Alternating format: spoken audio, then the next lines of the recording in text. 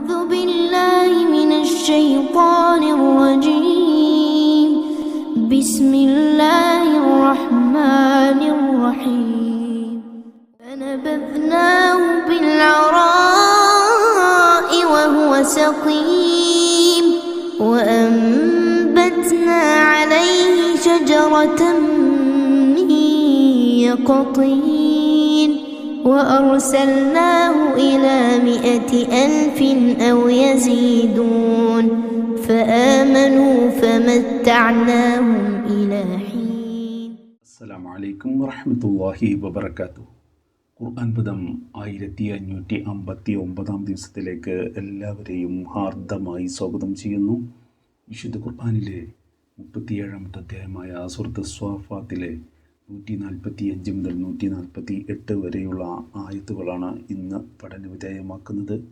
Class ആരംഭിക്കുന്നതിനായി ആദരണീയനായ doctor A.I. വിലായത്തുള്ള സാഹിബിനെ ക്ഷണിക്കുന്നു. അസ്സലാമു അലൈക്കും വറഹ്മത്തുള്ളാഹി വബറകാതുഹു. അഊദു ബില്ലാഹി മിനശ് ശൈത്വാനിർ റജീം. ബിസ്മില്ലാഹിർ റഹ്മാനിർ റഹീം. ഫനബദ്നാഹു ബിൽഅറാഇ വഹുവ സഖീം വഅൻബത്നാ അലൈഹി ശജറതൻ മിൻ യഖ്തീൻ വഅർസൽനാഹു ഇലാ 100,000 ഔ യസീദൂൻ فآمنوا فمتعناهم إلى حين. صدق الله العلي العظيم. സൂറത്ത് സ്വാഫാത്തിലെ 145 മുതൽ 148 വരെയുള്ള ആയത്തുകളാണ് ഞാൻ നിങ്ങളെ കേൾപ്പിച്ചിട്ടുള്ളത്. യൂനുസ് അലൈഹിസ്സലാമുമായി ബന്ധപ്പെട്ടുകൊണ്ടുള്ള ചരിത്ര സംഭവങ്ങളാണ് സൂറത്ത് സ്വാഫാത്തില് നമ്മൾ പഠന വിധേയമാക്കിക്കൊണ്ടിരിക്കുന്ന ആയത്തുകൾ പ്രതിപാദിക്കുന്നത്. അതിന്റെ ആദ്യ ഭാഗം ഞാൻ ഇന്നലെ നിങ്ങളെ കേൾപ്പിക്കുകയുണ്ടായി. യൂനുസ് അല്ലാഹുവിന്റെ ദൂതന്മാരിൽപ്പെട്ടവനായിരുന്നു. അദ്ദേഹം നിറയെ ആളുകൾ അല്ലെങ്കിൽ നിറയെ ചരക്കുകൾ ഉണ്ടായിരുന്ന കപ്പലിൽ ഒളിച്ചു കയറിയ ആ സന്ദർഭം പ്രത്യേകം ഓർക്കേണ്ടതാണ്, സ്മരണീയമാണ് എന്ന് പറഞ്ഞുകൊണ്ടാണ് ആ വിവരണം തുടങ്ങുന്നത്. തുടർന്ന് കപ്പൽ അമിതഭാരം കാരണമായി ചിലരെ കപ്പലിൽ നിന്ന് പുറത്താക്കേണ്ടി വരും എന്നൊരവസ്ഥ വന്നപ്പോഴാണ് നറുക്കെടുക്കുകയും അതില് യൂനുസ് അലൈഹിസ്സലാമിന് പങ്കാളിയാവേണ്ടി വരികയൊക്കെ ചെയ്തത്. അതിനെ തുടർന്ന് പുറന്തള്ളപ്പെട്ടവരിൽ അദ്ദേഹം ഉൾപ്പെട്ടു.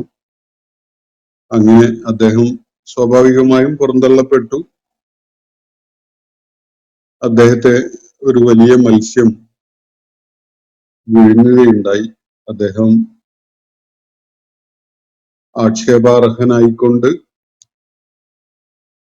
നിലകൊള്ളുന്ന അവസ്ഥയിലാണ് മത്സ്യം അദ്ദേഹത്തെ വിഴുങ്ങുകയുണ്ടായത്.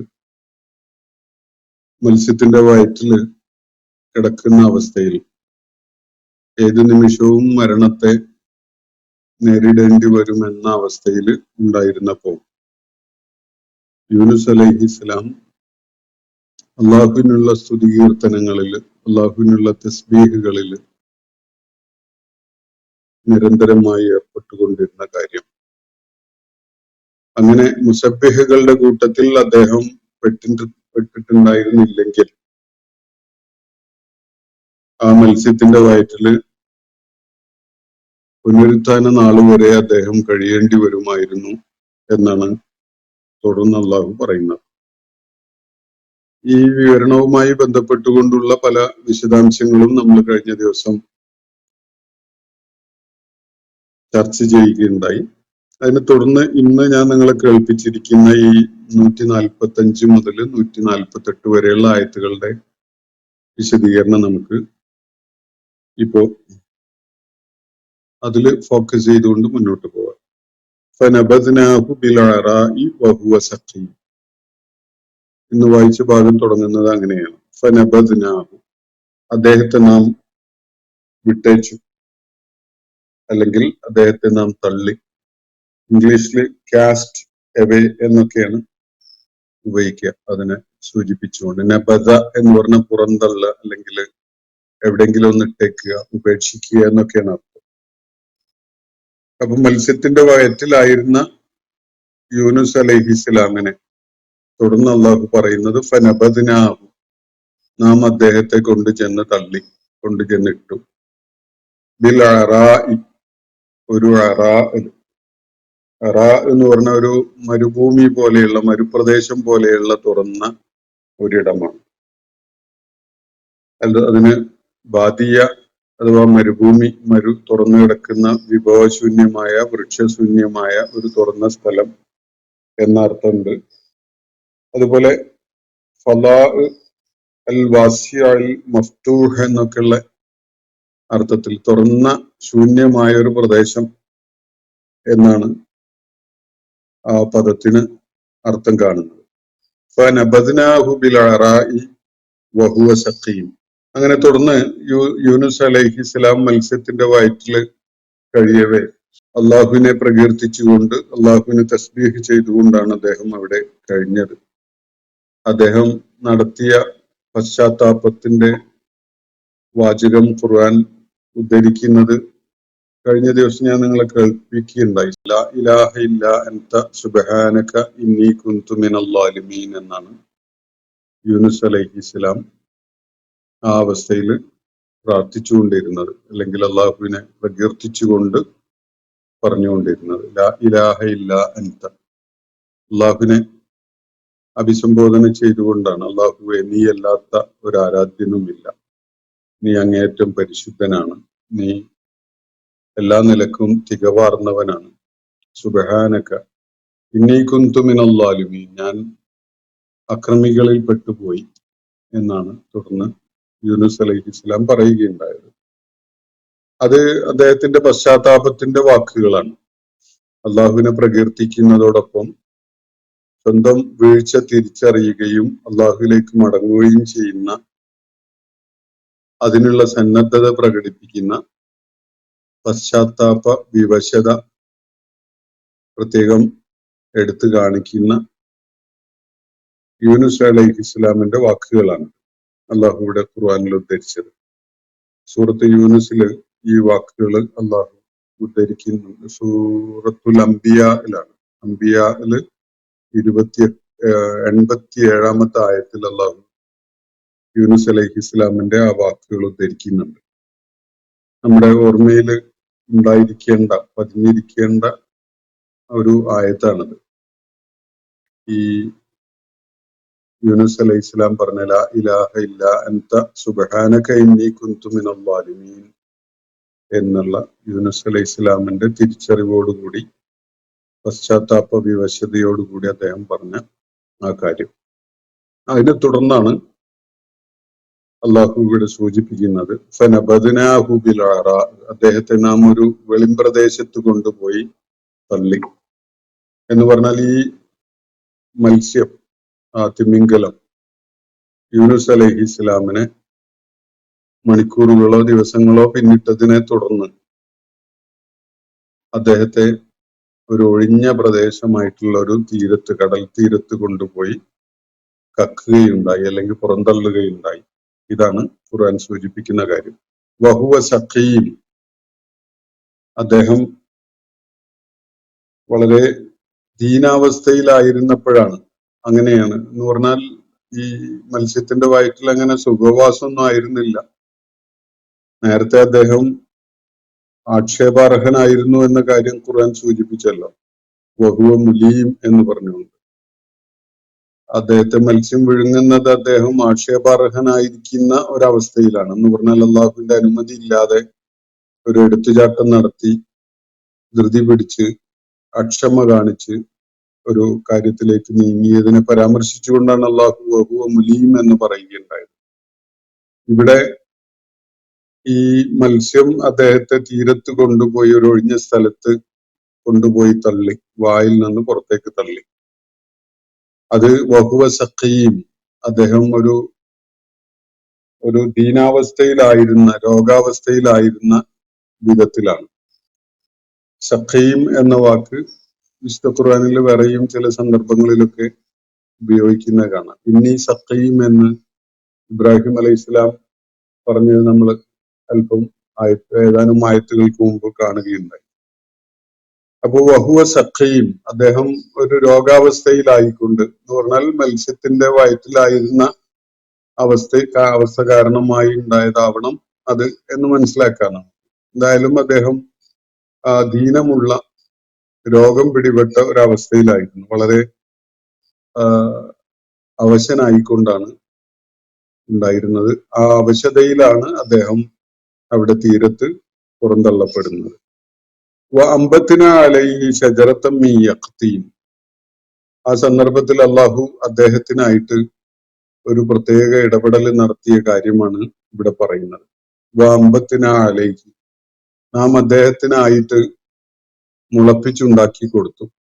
അമ്പത്ത എന്ന് പറഞ്ഞ നബാത്ത് ഉണ്ടാക്കി എന്നാണ്. ഒരു ചെടിയോ മരമോ ഒക്കെ മുളച്ച് പൊങ്ങി വലുതായി വരുന്നതിനെയാണ് അത് സൂചിപ്പിക്കുന്നത്. അമ്പത്തിന, നാം മുളപ്പിച്ചുണ്ടാക്കി കൊടുത്തു, അലൈഹി, അദ്ദേഹത്തിന്റെ മീതയായി, അല്ലെങ്കിൽ അദ്ദേഹത്തിന് പ്രയോജനം ലഭിക്കുന്ന വിധത്തിൽ, ഷജറത്തൻ മീ യഖ്തീൻ, ഒരു വള്ളിച്ചെടി. ഷജറത്ത് എന്ന് പറഞ്ഞാൽ ഏത് തരം വൃക്ഷങ്ങൾക്കും മരങ്ങൾക്കും ചെടികൾക്കും ഒക്കെ പറയാവുന്നതാണ്. ഇവിടെ അതൊരു വള്ളിപ്പടർപ്പായിക്കൊണ്ടുള്ള ഒരു മരം അല്ലെങ്കിൽ ഒരു ചെടി. അതാണ് യൂനുസ് അലൈഹി ഇസ്ലാമിനു വേണ്ടി അള്ളാഹു ആ തീരത്ത്, ആ മരുഭൂമി പോലെ തുറന്നു കിടക്കുന്ന പരന്ന് വിശാലമായ ഒരു തണലും അല്ലെങ്കിൽ ഭക്ഷ്യയോഗ്യമായ യാതൊന്നും ലഭ്യമല്ലാത്ത, കുടിക്കാൻ ഒരിത്തിരി വെള്ളം പോലും കിട്ടുകയില്ലാത്ത, ആ കടലിലെ വെള്ളം മാത്രമേ സാധ്യതയുള്ളൂ. ആ ഒരു അവസ്ഥയിലാണ് യൂനുസ് അലൈഹി ഇസ്ലാം തീരത്ത് ചെന്ന് വീഴുന്നത്. അല്ലെങ്കിൽ ആ തിമിംഗലം അദ്ദേഹത്തെ അവിടെ കൊണ്ടുപോയി തുപ്പുന്നത് അവിടെയാണ്. ആ ഒരവസ്ഥയിലാണ്.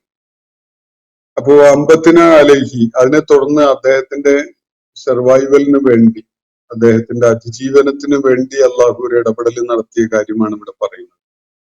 അദ്ദേഹം വീണ് കിടന്നിടത്ത് അള്ളാഹു ഒരു വള്ളിപ്പടർപ്പ് മുളപ്പിച്ചുണ്ടാക്കി. അതിന്റെ ഇലകളുടെ തണലും ഒരുപക്ഷെ അതിന്റെ കായകള് അദ്ദേഹത്തിന് ഭക്ഷണവും ദാഹമകറ്റാനുള്ള ഒരു സംഗതിയൊക്കെ ആയി മാറിയിട്ടുണ്ടാവണം. ആ നിലക്കാണ് ഇവിടെ സൂചിപ്പിക്കപ്പെടുന്നത്. ഈ ഷജറത്തും മിൻ യഖ്തീൻ എന്ന് പറഞ്ഞാല് വള്ളിപ്പടർപ്പ് രൂപത്തിലുള്ള ഒരു ഒരു ഒരു സസ്യം അല്ലെങ്കിൽ ഒരു ചെടി അല്ലെങ്കിൽ ഒരു വൃക്ഷം എന്നൊക്കെയാണ് സൂചിപ്പിക്കുന്നത്. അപ്പോ യഖ്തീൻ എന്നത് ഒന്നുകിൽ ഇത് രണ്ട് സാധ്യത ചൂണ്ടിക്കാണിക്കപ്പെടുന്നത്, ഒന്ന് ഈ ബത്തീഖ് പോലെയുള്ള, ബത്തക്ക പോലെയുള്ള വള്ളിയിൽ കായ്ക്കുന്ന ഒരു ഫ്രൂട്ട്, അതല്ലെങ്കിൽ ഈ ഖിയാർ, കുക്കുംബർ പോലെയുള്ളത്. അങ്ങനെ ആ ഈ കാറ്റഗറിയിൽ പെടുന്ന തരം ഒരു സംഗതിയെയാണ് ഇവിടെ സൂചിപ്പിക്കുന്നത് എന്നാണ് പൊതുവെ ഈ ഷജറത്തും മിൻ യഖ്തീൻ എന്നതിനെ പരാമർശിച്ചുകൊണ്ട് മുഫസ്സിറുകളൊക്കെ വിശദീകരിക്കുന്നത് കാണാൻ സാധിക്കുന്നത്. അമ്പത്തിന അലൈഹി ഷജറത്തും മിൻ യഖ്തീൻ, ചില മലയാളത്തിലെ വാഴലുകൾ ഇതൊക്കെ വെച്ചുകൊണ്ട് പല കഥകളും വാഴലാക്കി പറയുന്നതൊക്കെ കേൾക്കാം, തമാശയായിട്ടും ഒക്കെ തന്നെ.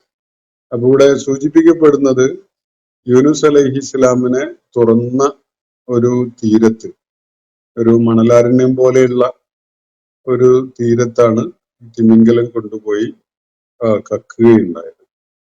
അവിടെ അദ്ദേഹത്തിന് തണലില്ല, കുടിവെള്ളമില്ല, ഭക്ഷണമില്ല. അതുപോലെ അദ്ദേഹമാണെങ്കിൽ അങ്ങേയറ്റം അവശനാണ്, താൻ സഖീമാണ്. ഈ ഒരു അവസ്ഥയിലാണ്. ആ ഘട്ടത്തില് അദ്ദേഹത്തിനായിട്ട് നാം ഒരു വള്ളിപ്പടർപ്പ് അവിടെ ഉണ്ടാക്കി കൊടുത്തു എന്നാണ് അള്ളാഹു ഇവിടെ പറയുന്നത്. വഅർസൽനാഹു ഇലാ മിഅത്തി അൽഫിൻ ഔ യസീദൂൻ, അതിനെ തുടർന്ന് നാം അദ്ദേഹത്തിനെ നിയോഗിച്ചയക്കുകയുണ്ടായി, അല്ലെങ്കിൽ തിരികെ എത്തിച്ചു. ഇലാ മിഅത്തി അൽഫിൻ ഔ യസീദൂൻ, മിഅത്ത് അൽഫ് ആളുകളുള്ള ഒരു പ്രദേശത്തേക്ക് എന്ന് പറഞ്ഞാൽ 1,00,000, 100,000 അതാണ് 100,000 എന്ന് പറഞ്ഞാൽ. 100,000 എന്ന് പറഞ്ഞാൽ 1,00,000. 1,00,000 ആളുകളുള്ള അല്ലെങ്കിൽ അതിനേക്കാൾ ഏറെ ആളുകളുള്ള ഒരിടത്തേക്ക് അദ്ദേഹത്തെ നാം അയക്കുകയുണ്ടായി. ആമനു, അങ്ങനെ അതിനെ തുടർന്ന് അവര് വിശ്വാസികളായി മാറി. മത്താനാഹും ഇലാഹീൻ, അതിനെ തുടർന്ന് നാം അവർക്ക് ഒരു നിർണിത കാലയളവിലേക്ക് ജീവിതാസ്വാദനം നൽകുകയും ചെയ്തു. ഇതാണ് ആ സംഭവങ്ങളെ ചുരുക്കി അള്ളാഹുവിടെ വിവരിക്കുന്ന കാര്യം.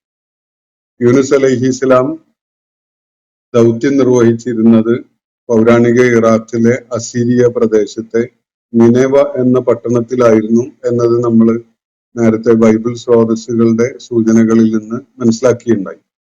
ഏകദേശം ഇല്യാസ് അലൈഹിസ്സലാം പ്രവർത്തിച്ച അതേ കാലഘട്ടത്തിലാണ് യൂനുസ് അലൈഹിസ്സലാം മറ്റൊരു ഭൂപ്രദേശമായ ഇറാഖിലെ നിനെവ പ്രദേശത്ത് പ്രവർത്തിക്കുന്നത്. അദ്ദേഹത്തിന്റെ നാട്ടുകാര് അദ്ദേഹത്തിന്റെ താക്കീതുകളും മുന്നറിയിപ്പുകളും ഒന്നും വേണ്ട വിധത്തിൽ ഗൗനിക്കുകയുണ്ടായില്ല, അതിന് വേണ്ട പരിഗണന കൊടുക്കുകയുണ്ടായില്ല. അദ്ദേഹത്തിന്റെ നിർദ്ദേശം ഉൾക്കൊണ്ടുകൊണ്ട് അവര് ബഹുദൈവത്വ ആരാധന അവസാനിപ്പിക്കുകയുണ്ടായില്ല. അള്ളാഹുവിന്റെ ഏകത്വം ഉൾക്കൊണ്ടുകൊണ്ടുള്ള ജീവിതക്രമത്തിലേക്ക് വരാനും കൂട്ടാക്കിയില്ല. ഈ ഒരു ഘട്ടത്തില് അള്ളാഹു ആ സമൂഹത്തെ താക്കീത് ചെയ്യാൻ വേണ്ടി യൂനുസ് അലൈഹിസ്സലാമിനോട് നിർദ്ദേശിച്ചത് പ്രകാരം അദ്ദേഹം താക്കീത് ചെയ്തുകൊണ്ടിരുന്നു. പക്ഷെ ഈ ആളുകളുടെ പ്രതികരണത്തില് ക്ഷമ നശിച്ച യൂനുസ് അലൈഹിസ്സലാം പക്ഷെ ഒരു പടി കൂടി മുന്നോട്ട് പോയി കളഞ്ഞു. അദ്ദേഹം ജനങ്ങളോട് അള്ളാഹുവിന്റെ നടപടിക്രമം എന്ന നിലയ്ക്ക് അവർക്കുള്ള ശിക്ഷ സംഭവിക്കാൻ പോവുകയാണ്, അതിന്ന ദിവസം ഉണ്ടാകും എന്നൊക്കെ പ്രഖ്യാപിച്ച് അങ്ങനെ തീരത്ത് പുറപ്പെടാൻ നിൽക്കുന്ന കപ്പല് കണ്ടപ്പോൾ അദ്ദേഹം ഇനി ഇവരുടെ ഇടയിൽ നിൽക്കുന്നതിൽ യാതൊരു അത് യുക്തിയില്ല, അത് വളരെ യുക്തിരഹിതമായ ഒരു കാര്യമാണ് ഈ നാട്ടുകാരുടെ കൂടെ ശിക്ഷ എത്തുന്നത് വരെ ഇവിടെ തങ്ങുക എന്നുള്ളത് എന്ന് സ്വയം തീരുമാനിച്ചുകൊണ്ട് അദ്ദേഹം ആ ഫുള്ളി പാക്റ്റായ കപ്പലിൽ പാഞ്ഞു കയറുകയാണ് ഉണ്ടായത്. അതിനെ തുടർന്നുണ്ടായ കാര്യമാണ് ഇവിടെ അള്ളാഹു പറയുന്നത്. യൂനുസ് അലൈഹിസ്സലാം കപ്പലിന് അധികഭാരമായിട്ട് മനസ്സിലായി. അപ്പൊ ആരാണ് അധികഭാരമായി പുറത്തു പോവേണ്ടത് എന്നത് അവരൊരു നറുക്കെടുപ്പിലൂടെ തീരുമാനിച്ചു. നറുക്ക് യൂനുസ് അലൈഹിസ്സലാമിനാണ് വീണത്. അദ്ദേഹം കടലിലേക്ക് എറിയപ്പെട്ടു. അദ്ദേഹത്തെ ഒരു തിമിംഗലം വിഴുങ്ങി. തിമിംഗലത്തിന്റെ വയറ്റിൽ കിടന്നുകൊണ്ട് യൂനുസ് അലൈഹിസ്സലാം അള്ളാഹുവിനോട് പശ്ചാത്താപ വിവശനായിക്കൊണ്ട് പ്രാർത്ഥിക്കുകയുണ്ടായി. അള്ളാഹു അതിന് പരിഗണന നൽകിക്കൊണ്ട് അദ്ദേഹത്തെ തീരത്ത് കൊണ്ടുപോയി ആ മത്സ്യം തുപ്പുന്ന ഒരു സാഹചര്യം ഉണ്ടാക്കി. അദ്ദേഹത്തിന് അതിജീവനത്തിന് സൗകര്യം നൽകുന്ന വിധത്തില് അദ്ദേഹം വീണ് കിടന്നിടത്ത് അള്ളാഹു ഒരു വള്ളിപ്പടർപ്പ് മുളപ്പിച്ചുണ്ടാക്കുകയും അതില് കായികനികള് അദ്ദേഹത്തിന് പ്രയോജനപ്പെടുത്താൻ പറ്റുന്ന വിധത്തിലാവുകയും ചെയ്തു. തുടർന്ന് അദ്ദേഹത്തെ 1,00,000-ലേറെ ആളുകളുള്ള പ്രദേശത്തേക്ക് പറഞ്ഞയക്കുകയുണ്ടായി. അങ്ങനെ യൂനുസ് അലൈഹിസ്സലാം അവരിലേക്ക് എത്തിയപ്പോ അവര് അദ്ദേഹത്തിന്റെ താക്കീത് ഉൾക്കൊള്ളാനും വിശ്വാസികളാവാനും ഒക്കെ സന്നദ്ധമായി എന്നതാണ് ഇവിടെ സൂചിപ്പിക്കപ്പെടുന്നത്. ബൈബിൾ സൂചനകളിൽ കുറച്ചുകൂടി വിശദാംശങ്ങൾ കാണുന്നുണ്ട്. യൂനുസ് അലൈഹിസ്സലാം അക്ഷമ കാണിച്ചുകൊണ്ട് നാട് വിട്ട് പൊയ്ക്കളഞ്ഞ ഘട്ടത്തില് അദ്ദേഹം താക്കീത് ചെയ്ത ചില ശിക്ഷകളുടെ സൂചനകള് പ്രകടമായി തുടങ്ങി. നാട്ടുകാർക്ക് ഇത് യൂനുസ് അലൈഹിസ്സലാം താക്കീതായി മുന്നറിയിപ്പായി പറഞ്ഞിരുന്ന കാര്യം തന്നെയാണല്ലോ വരാൻ പോകുന്നത്, ഇനി നമുക്ക് രക്ഷയുണ്ടാവാൻ ഇടയില്ല എന്ന് മനസ്സിലാക്കി അവര് വിശ്വാസികളാകാൻ സന്നദ്ധരായി. യൂനുസ് അലൈഹിസ്സലാമിനെ അവര് തെരഞ്ഞെടുക്കാൻ തുടങ്ങി. എവിടെയാണ് യൂനുസ് അലൈഹിസ്സലാം? അയാൾ പറയുന്ന പോലെ നമുക്ക് ഏകദൈവ വിശ്വാസത്തിലേക്ക് വരാമായിരുന്നല്ലോ എന്നൊക്കെയുള്ള നിലക്ക് അവര് യൂനുസ് അലൈഹിസ്സലാമിനെ തെരഞ്ഞു നടന്നപ്പോ അദ്ദേഹത്തെ കാണാൻ പറ്റിയില്ല. അങ്ങനെ ആ നാട്ടുകാരൊക്കെയും തന്നെ തുറന്ന ഒരു വെളിം പ്രദേശത്തേക്ക് അവരുടെ കൊച്ചു കുഞ്ഞുങ്ങളെ വരെ കൂടെ കൂട്ടിക്കൊണ്ട് വന്നു ചേർന്ന് അവര് ഏകനായ റബ്ബിനോട് ആ തുറന്ന പ്രദേശത്ത് വെച്ച് പ്രാർത്ഥിക്കുകയാണ്. ആ പ്രാർത്ഥനക്ക് അവര് സന്നദ്ധരായി വന്ന ഘട്ടത്തിലൊന്നും യൂനുസ് അലൈഹിസ്സലാം അവിടെ ഇല്ല. ആ ഒരു ഘട്ടത്തിലാണ് അള്ളാഹു യൂനുസ് അലൈഹി ഇസ്ലാമിനെ ഇവരുടെ അടുക്കിലേക്ക് തിരികെ എത്തിക്കുന്നത് എന്നാണ് ബൈബിളിന്റെ സൂചനകൾ. അപ്പോ ഇവിടെ യൂനുസ് അലൈഹി ഇസ്ലാം അവിടുന്ന് നാട്ടിൽ നിന്ന് മാറി നിന്ന അല്ലെങ്കിൽ ഒളിച്ചോടിയ ആ ഘട്ടത്തില് ആ നാട്ടുകാർക്ക് ഒരു മനപരിവർത്തനം ഉണ്ടായി. കാര്യങ്ങളെ അതിന്റെ ശരിയായ വിധത്തിൽ മനസ്സിലാക്കാനും സത്യമാർഗത്തിലേക്ക് വരാനും ഒക്കെ അവർക്ക് പ്രേരണയുണ്ടായി. ആ ഒരു സന്ദർഭത്തിലാണ് യഥാർത്ഥത്തിൽ അള്ളാഹുവിന്റെ നിർദ്ദേശത്തിന് വേണ്ടി യൂനുസ് അലൈഹി ഇസ്ലാം കാത്തു നിൽക്കേണ്ടതായിരുന്നു. ശിക്ഷയെക്കുറിച്ചുള്ള താക്കീത് നൽകി തനിക്ക് രക്ഷപ്പെടാൻ ഏറ്റവും യോജിച്ച ഒരു അവസരം കണ്ടപാടെ കപ്പലിൽ പാഞ്ഞു കയറി രക്ഷപ്പെടാൻ പാടുണ്ടായിരുന്നില്ല.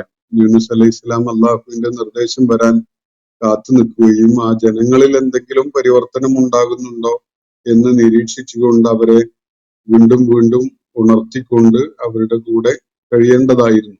അള്ളാഹുവിന്റെ നിർദ്ദേശം വരുന്ന മുറക്കാണ് അള്ളാഹുവിന്റെ നടപടിയിൽ നിന്ന് യൂനുസ് അലൈഹി ഇസ്ലാമിനും അദ്ദേഹത്തെ പിൻപറ്റാൻ സന്നദ്ധരായ ആളുകളെയും രക്ഷപ്പെടുത്തുന്നതിന് വേണ്ടി പിന്നെ അള്ളാഹുവിന്റെ നിർദ്ദേശപ്രകാരം അവിടുന്ന് പോവേണ്ടിയിരിക്കുന്നത്. പക്ഷെ അതിനൊന്നും കാത്തു നിൽക്കാതെ യൂനുസ് അലൈഹി ഇസ്ലാം പോയി കളഞ്ഞതാണല്ലോ. അപ്പൊ ഇതാണ് അദ്ദേഹത്തിന് ഈ പ്രതിസന്ധി നേരിടാൻ അല്ലെങ്കിൽ അള്ളാഹു അദ്ദേഹത്തെ വീണ്ടും ഒരു പരീക്ഷണത്തിന് വിധേയനാക്കാൻ കാരണമായ സംഗതി. ഇതിനെ പരാമർശിച്ചുകൊണ്ട് സൂറത്ത് യൂനുസിലെ 98-ാമത്തെ ആയത്തിൽ അള്ളാഹു ഒരു കാര്യം പറയുന്നത് കാണാം. ഫലൗലാ കാനത്ത് ഖറിയത്തുൻ ആമനത്ത് ഫനഫഅഹ ഈമാനുഹ ഇല്ലാ ഖൗമ യൂനുസ്. ഒരു പട്ടണത്തിന് ആ പട്ടണത്തിലെ ആളുകൾ വിശ്വസിക്കുകയും വിശ്വാസം ഉൾക്കൊള്ളുകയും ആ വിശ്വാസം അവർക്ക് പ്രയോജനകരമാവുകയും ചെയ്തത് ഒരു പക്ഷേ യൂനുസ് അലൈഹി ഇസ്ലാമിന്റെ ജനതക്കായിരിക്കും. അതുപോലെ മറ്റാർക്കും പ്രയോജനം ചെയ്ത് കാണുകയില്ല എന്നാണ് അള്ളാഹുവിടെ പറയുന്നത്. അള്ളാഹുവിന്റെ താക്കീത് ചെയ്യപ്പെട്ട ശിക്ഷയുടെ ലക്ഷണങ്ങൾ കാണാൻ തുടങ്ങിയതിന് ശേഷം ഒരു കൂട്ടർ വിശ്വാസം ഉൾക്കൊള്ളുക, എന്നിട്ട് ആ വിശ്വാസം അവർക്ക് പ്രയോജനം ചെയ്യുക, ഇങ്ങനെ ഒരു സംഗതി ചരിത്രത്തിൽ തന്നെ യൂനുസ് അലൈഹി ഇസ്ലാമിന്റെ ജനതയ്ക്ക് മാത്രമേ ഉണ്ടായിട്ടുള്ളൂ എന്നാണ് അള്ളാഹുവിടെ പരാമർശിക്കുന്നത്. സാധാരണഗതിയിൽ താക്കീത് ചെയ്യപ്പെട്ട ശിക്ഷ ആ നാട്ടുകാർ നിഷേധിക്കുകയും പ്രവാചകനെ പരിഹസിക്കുകയൊക്കെ ചെയ്തുകൊണ്ടിരിക്കുമ്പോൾ തുടർന്ന് അള്ളാഹു നിർദ്ദേശം നൽകി ആ പ്രവാചകൻ ആ നാട് ഉപേക്ഷിച്ച് പോവുകയാണ് ചെയ്യുക. അതിനെ തുടർന്ന് ആ നാട്ടുകാർക്ക് ആ ശിക്ഷ വന്നു ചേരുകയും അവർ നശിപ്പിക്കപ്പെടുകയും ചെയ്യുക എന്നതാണ് സംഭവിക്കാറുള്ളത്. പക്ഷെ ഇവിടെ അങ്ങനെയല്ല.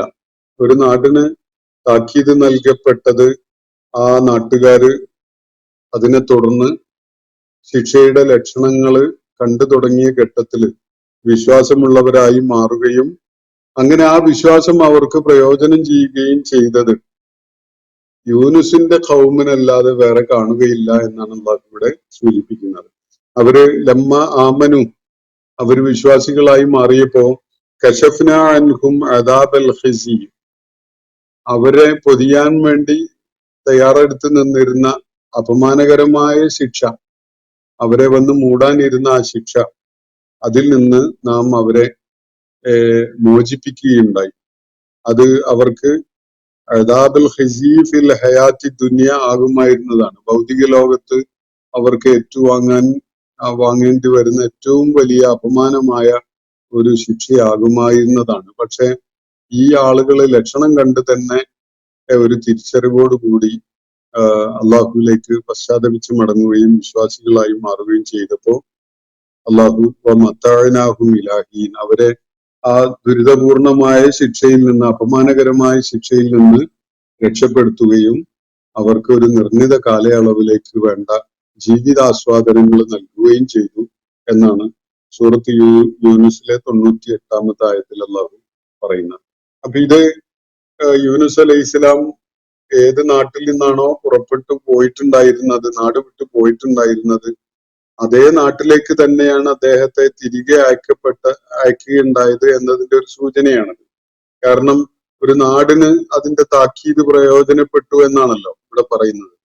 അത് അവര് ശിക്ഷയുടെ ലക്ഷണം കണ്ടറിഞ്ഞ് വിശ്വാസികളായ ഘട്ടത്തില് അവർക്ക് ആ വിശ്വാസം പ്രയോജനപ്പെടുകയുണ്ടായത്. സാധാരണഗതിയിൽ ഇങ്ങനെ ഒരു തിരിച്ചറിവ് ഉണ്ടാവല് നേരത്തെ ഫിറോവിനെ കുറിച്ച് സൂചിപ്പിച്ചിട്ടുണ്ടായിരുന്നല്ലോ. ചെങ്കടലിൽ മുങ്ങി മരിക്കുന്ന ഘട്ടത്തിലാണ് അയാൾക്ക് കണ്ണു തുറക്കാൻ കഴിയുന്നതും ഞാൻ മൂസായുടെയും ഹാറൂന്റെയും ഇലാഹിൽ വിശ്വസിച്ചിരിക്കുന്നു എന്ന് അയാൾ വിളിച്ചു പറയുകയൊക്കെ ചെയ്യുന്നത്. അത് അവർക്ക് ആ ഈമാന് പ്രയോജനപ്പെടാൻ സാധ്യതയുള്ള ഒരു ഈമാനല്ല. ഇതേപോലെയുള്ള ഒരു അവസ്ഥ ബനൂ ഇസ്രായേൽ സമൂഹത്തിന്റെ കാര്യത്തിലും ഉണ്ടാകുമെന്ന് ഖുർആൻ സൂചിപ്പിക്കുന്നുണ്ട്.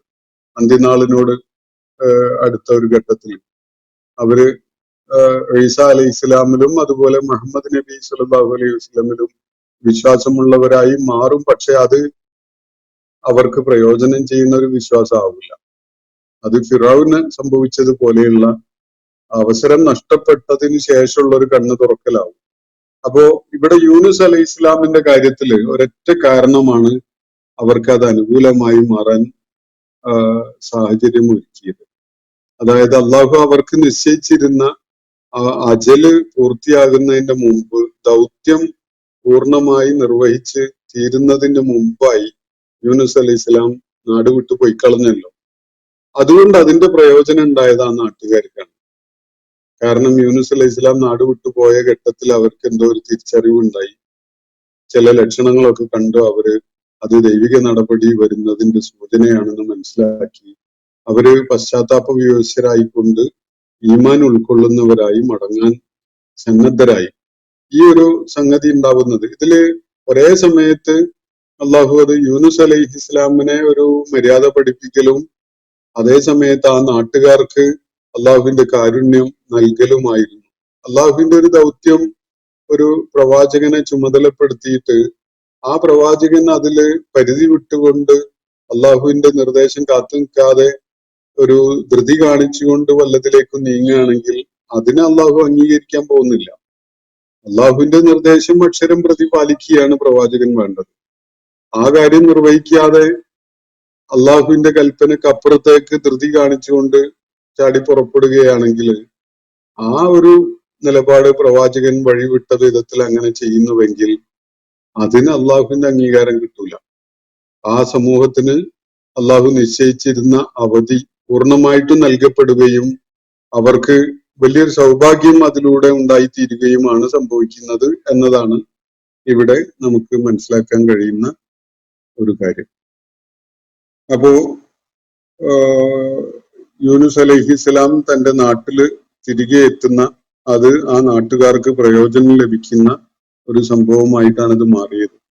അത് മിഅത്തു അൽഫ് അല്ലെങ്കിൽ അതിലേറെ, 1,00,000 അല്ലെങ്കിൽ അതിൽ കൂടുതലായിട്ട് 100,000 അല്ലെങ്കിൽ അതിലേറെ ആളുകളുള്ള ഇടത്തേക്കാണ് യൂനുസ് അലൈഹി ഇസ്ലാമിനെ അള്ളാഹു അയക്കുകയുണ്ടായത്. എന്ന് പറഞ്ഞാൽ അള്ളാഹുവിന്റെ പ്രവാചകന് യൂനുസ് അലൈഹി ഇസ്ലാമിന് തിരികെ നാട്ടിലേക്ക് നിനവയിലേക്ക് എത്തിയപ്പോ 1,00,000-ലേറെ അനുയായികളെയാണ് ലഭിക്കുകയുണ്ടായത്. അവരൊക്കെയും തന്നെ വിശ്വാസം ഉൾക്കൊണ്ടുകൊണ്ട് അദ്ദേഹത്തിന്റെ പുറകില് അണിനിരക്കാൻ സന്നദ്ധരായി എന്നതാണ് ഇവിടെ നൽകപ്പെടുന്ന സൂചന. ആമനു, ഇവിടെ ആമനു എന്ന് പറയുന്നത് നേരത്തെ സൂചിപ്പിച്ച മിയത്തു അൽഫിനെയും അതിൽ കൂടുതലുള്ളവരെയും പരാമർശിച്ചുകൊണ്ടാണ്. അവരൊക്കെയും വിശ്വാസികളായി മാറി. മത്താഴനാഹും ഇലാഹീൻ, അതിനെ തുടർന്ന് നാം അവർക്ക് നേരത്തെ നിശ്ചയിച്ച ശിക്ഷ നൽകുകയുണ്ടായില്ല. പകരം അവർക്ക് നിർണിതമായ ഒരു കാലയളവിലേക്ക് ജീവിത വിഭവങ്ങളും ജീവിതാസ്വാദനവും നാം അനുവദിച്ച് നൽകി എന്നാണ് അള്ളാഹുവിടെ തുടർന്ന് പറയുന്നത്. അപ്പോ യൂനുസ് അലൈഹി ഇസ്ലാമിനെ പരാമർശിച്ചുകൊണ്ടുള്ള ഈ വിവരണം ഇവിടെ അവസാനിക്കുകയാണ്. ഇതുമായി ബന്ധപ്പെട്ടുകൊണ്ടുള്ള വിശദാംശങ്ങൾ ഒട്ടുമിക്കതും ഞാൻ നിങ്ങളുമായി പങ്കുവച്ചിട്ടുണ്ട്. സൂറത്തുൽ ഖലമിൽ ഒരു ആയത്ത് ഇങ്ങനെ കാണാൻ കഴിയും. യൂനുസ് അലൈഹി ഇസ്ലാമിനെ പരാമർശിച്ചുകൊണ്ടാണ് ഫസ്ബിർ ലി ഹുക്മി റബ്ബിക, നബി സല്ലല്ലാഹു അലൈഹി വസല്ലമക്കുള്ള ഒരു നിർദ്ദേശം എന്ന നിലയ്ക്ക് അള്ളാഹു പറയുകയാണ്, പ്രവാചകര് താങ്കൾ അള്ളാഹുവിന്റെ വിലക്കിനും നിർദ്ദേശത്തിനും അള്ളാഹുവിന്റെ തീരുമാനങ്ങൾക്കും ക്ഷമ അവലംബിച്ചുകൊണ്ട് വഴങ്ങിക്കൊടുക്കുക. വലാ തകുൻ ക സാഹിബിൽ ഹൂത്ത്, മത്സ്യത്തിന്റെ വയറ്റിൽ കിടന്നവനെ പോലെ താങ്കൾ ആവരുത് എന്നാണ്. യൂനുസ് അലൈഹി ഇസ്ലാം കാണിച്ച അക്ഷമയൊന്നും കാണിക്കുന്നവനാകരുത്. സാഹിബുൽ ഹൂത്ത് എന്ന് പറഞ്ഞാല് മത്സ്യക്കാരൻ എന്നാണ് അർത്ഥം. ഹൂത്ത് എന്ന് പറഞ്ഞാൽ മത്സ്യം, അതാണ് ഇവിടെ സൂചിപ്പിക്കപ്പെട്ടിട്ടുള്ളത്.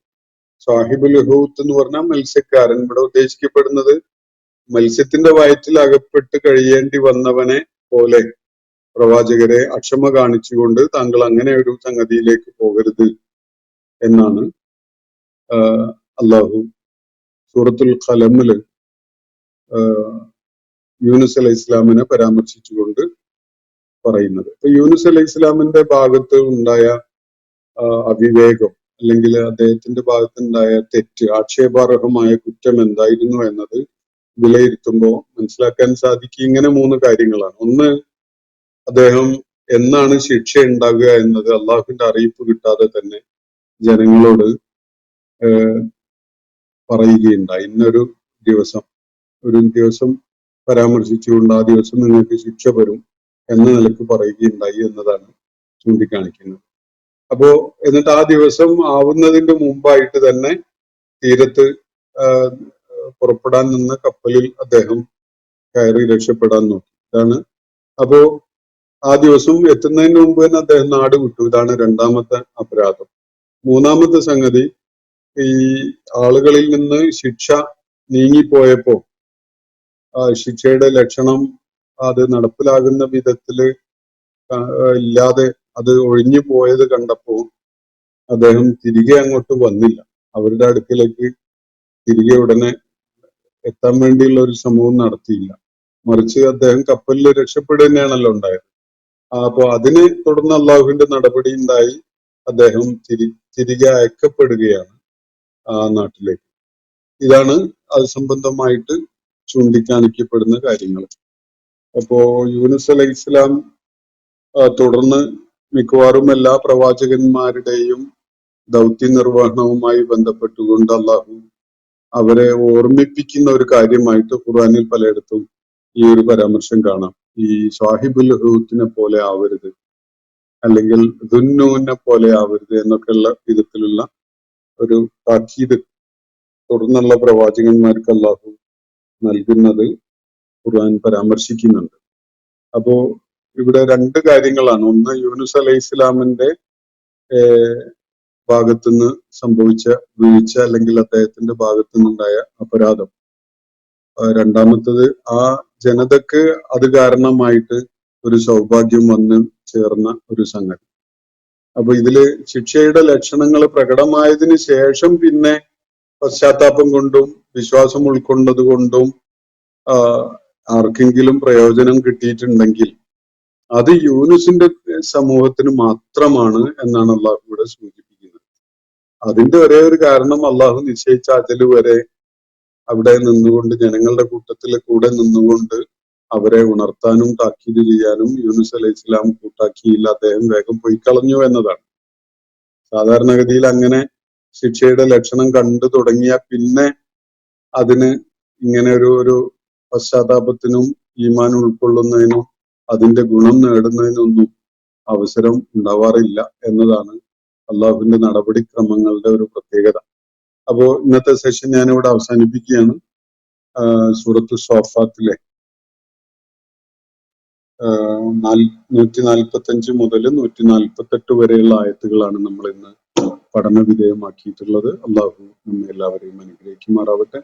വാഖിറു ദഅ്വാന അനിൽ ഹംദുലില്ലാഹി റബ്ബിൽ ആലമീൻ. അസ്സലാമു അലൈക്കും വറഹ്മത്തുള്ളാഹി വബറകാതുഹു. ഇന്നത്തെ ഖുർആൻ പദം ഇവിടെ സമാപിക്കുന്നു. ഖുർആൻ പഠനത്തിൽ പങ്കെടുത്ത എല്ലാവർക്കും അള്ളാഹു അർഹമായ പ്രതിഫലം നൽകി അനുഗ്രഹിക്കട്ടെ. വആഖിറു ദഅ്വാന അനിൽ ഹംദുലില്ലാഹി റബ്ബിൽ ആലമീൻ. അസ്സലാമു അലൈക്കും വറഹ്മത്തുള്ളാഹി വബറകാതുഹു.